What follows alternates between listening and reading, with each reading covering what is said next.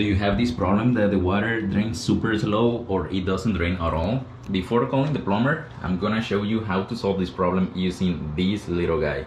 This little thing has saved me a lot of money. Today I'm gonna show you how to use it so you can save some money before calling any plumber.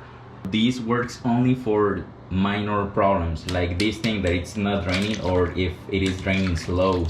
If you have a major problem, yes, call the plumber, but if your problem is not that bad, this is going to solve the problem. And also this works for sinks, but today I'm gonna show you how to use it in the tub.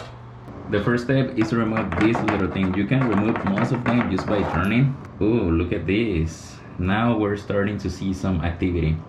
Okay, the next step is to wear gloves because this is going to get ugly. So you're gonna grab this little thing and just put it in there. Just work it in there, and then once it goes in, just pull it out. And look at this. This is super easy to remove, and most of the time the main problem is the hair because it gets stuck in here, and over the time it gets worse. Look at this.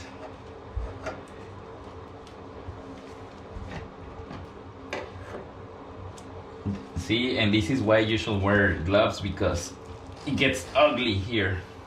Wow, look at that.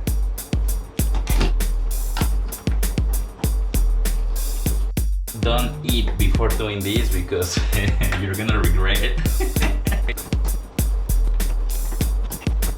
Okay, it looks clear now. So this is what we got today. Look at this thing. I mean, it's not too bad, but yours could be worse. But again, this thing is amazing. Now let's check the final results.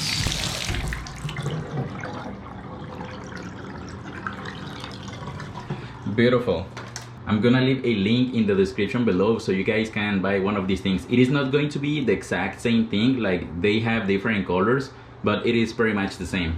This tool works for sinks as well. You just need to remove this little thing and put the tool in there and let it do its magic. 100% recommended. You should get one of these.